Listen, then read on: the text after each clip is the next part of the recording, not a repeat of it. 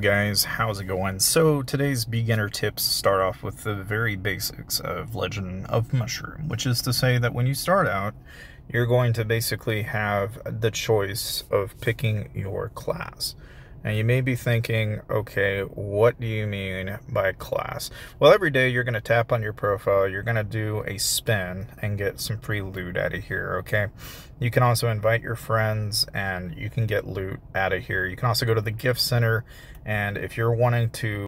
Alright, so pretty much you just need to follow along, and this is going to pretty much show you how to get that 5% discount on your purchases in Legend of Mushroom. So this is all you pretty much need to do is just basically install Legend of Mushroom. And you have to have Aptoid's version of this. And then of course you need to have the AppCoin wallet as well. Again, these are both in the description down below, so you're more than welcome to take a look at these, come and download them. And then once you've actually downloaded them and installed them, then all you got to do is basically open it up. And the AppCoin's wallet is basically a crypto app in a sense, but really all you're going to do is just go to the rewards tab, go to the promo codes tab, put in the promo code that I've got down in the description, which is Dakanoth LM, and then you'll be able to get your 5% extra bonus on the game, so you can save money playing the game. Bind your account, or even, say join in and get memes, all of that stuff is all within the gift center, okay? You want to make sure you bind your account, do all that fun stuff, right? But the main tip I have for you is actually thinking in the long term. So look at the current rush that you're in, okay? Every rush, you want to focus on whatever that rush is at that time. So for example, right now it's a soul rush. So if you don't know what souls are, you go over here, tap acquisition, and go through soul trial. You're going to go through that, and you're going to eventually acquire soul crystals, which you then use to basically level up your soul prayer, which gets you better souls. And you will acquire red souls that you will then want to make into fused prank shows, which are the better of all your souls. And there's many different souls to choose from there, so that's going to be dependent on what build you're wanting to do. The main tip I have for you, though, is that if you are considering like what you want to do in terms of, what lamps I have to upgrade with. Starting out, you don't want to spend your lamps. You want to kind of acquire them and save them, and you want to actually spend a lot of your time acquiring gold and use that to level up your lamp, because the higher quality lamp you have, the higher tier the loot, and therefore the better stuff you're going to acquire over time. But as you do this, you also want to make sure that you are saving. So a lot of the time what people will do is, you can get, watch an ad or two and you can get your stuff. Or if you want to do what I recommend, go here and go to privilege and buy the skip all ads button. Stupid simple. It might be the only thing you need out of this entire game, honestly. Unless you become an addict like me and you buy all of them. Whatever. If you do decide to do that, though, make sure you check out the link in the description if you want to save some money while playing the game. That said, one of the things that you want to make sure you do, and this is really kind of the second tip, if anything, right? Because again, if you're picking your gear and such, you also want to go into the filters, set the quality to the highest quality tier loot you can get, and then filter out based on the skill of whatever it is your class is. So like if you're an archer, you need combo.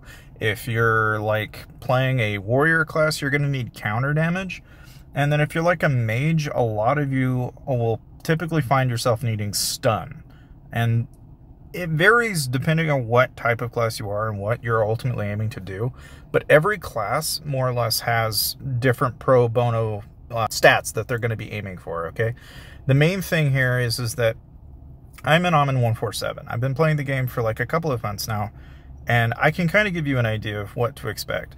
A lot of the time, a lot of players are going to be diving into the events that are currently going on.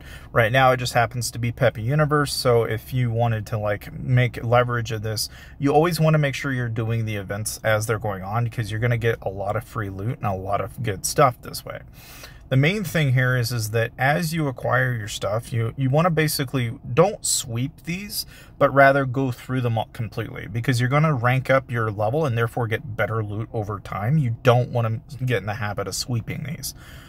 The main other thing I guess I could say is that you want to save your gems and make sure that you are actually using them in 2 places, okay? The first place is that if you go to the prayer statue, you want to upgrade your prayer statue, but in order to do this, you need to basically go to your shroomy farm, and then you'll want to plant crops, and then you also want to go out and steal crops from other players. And you just want to make sure that you're going around stealing crops. If you're wondering, how do I do 2 crop steals? That's the joyful farming inside the privilege tab from before, where the chest piece is. Here, I'll just show you real fast, just so you know where to look. Because this is the joyful farming. If you're wondering, that allows you to steal crops twice. Anyway, so the main thing here is, going back to the original tip, is that you want to make sure you tap here where the fertilizer is. Make sure you're buying fertilizer with your gems, because you're going to need that in order to basically, you know, because again, it's effectively a speed up is what it is. And you'll get like a certain amount of these every day, just so that you can speed up your crops and therefore level up your buildings, which is then going to give you better and better loot. Then you can turn around and, you know, basically use that on your prayer statue, which will get you better, higher quality affixes, and those are going to give you better stats, and therefore you're going to do better.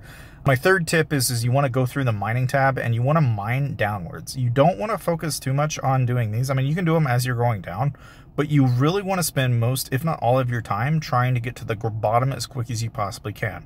The faster you are at getting to the bottom floor, the quicker you're going to have auto mining after 10,000 meters. So you have a long ways to go, but it's worth it in the end. You just want to continuously go downwards as quick as you can. On the tech park tree, you want to go right. Okay, when you start out, you want to do these pickaxe capacities, and you want to work on those first, and then go left, then go right first, go left again. Go right first, then go left again. I stress this because if you go right every time, you're going to get yourself better offline loot. You're going to get better stuff over time. So don't be silly and do something silly. Okay, the next thing is the dormitory. The dormitory, you want to make sure that you are going around making friends as much as you can, and then you want to basically find your friends and you want to retain them. Okay, so like, for example, you can look at who is out there. So like, for example, I don't know, let's say I want to go to my friends and find a guy that's near my rank, so like beat A. If I don't know if I can beat them, you can play and practice, and you'll actually know whether or not you can beat them or not. If you do, then you know you can beat them, and then just jump into it. So like here, I know that chances are I can probably beat them, so I'll go ahead and employ him, and we'll see what we can do here. So here we go. Oh, he's got shield. Oh, joy. And of course, you know, as far as your gear and builds go, we can look at that under a microscope as well. So we'll kind of see how this plays out. I don't know. Man, I don't know.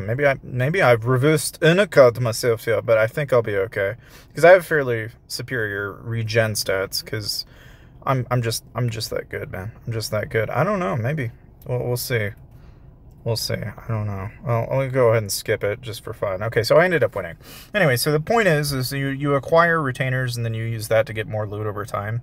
Of course, do your family benefit, you know, so go into your family shop every once in a while. You want to make sure that in the family shop, if anything you want to buy, you can probably do a lot of different items in here as you want. Like, I've got 2,700, so I could just as easily start, like, you know, doing everything from challenge tickets to what have you. It's just entirely dependent on what it is that you need at the time. Like, if you're currently working on, like in my case, for example, I'm currently trying to work on getting crystals. I'll probably buy a soul crystal from time to time, or, you know, even maybe a stash of feather coins wouldn't even hurt me, you know, or even buying gold. Because again, you want to be able to get as far ahead in the game as much as you possibly can. About the only other tip I can give you for you out there as far as your build goes is, like, basically, you notice how it says set 1. You can actually tap here and choose different sets, and then from there you can actually create different sets depending on the situation that you're in. Set up like a gear plan, so like, you know, hey, I'm going to be in this gear. You can name the gear itself and set presets that for, you know, hey, if I'm doing arena, then use set 2. If I'm doing the raid, do set 1. The main thing with a lot of this, right, is that you want to focus on boss damage for your PvE element, and in PvP you want to focus on things that are giving you PvP bonuses. Again, this is just generic information. Like, I know it sounds kind of silly to say, but like, you genuinely have like certain skills that may benefit you more in PvP than you say have skills that benefit you in PvE. Same thing goes for pals, gear, what have you. There's a lot of that in this game. So, all of that said, the only other tip I can give you as far as playing the game goes is as you rank up your lamp and you've leveled it up, you've done everything up until this point, right? And you've gone through and you've basically gotten yourself up to a point where you've leveled, you're in a decent family guild, you're active.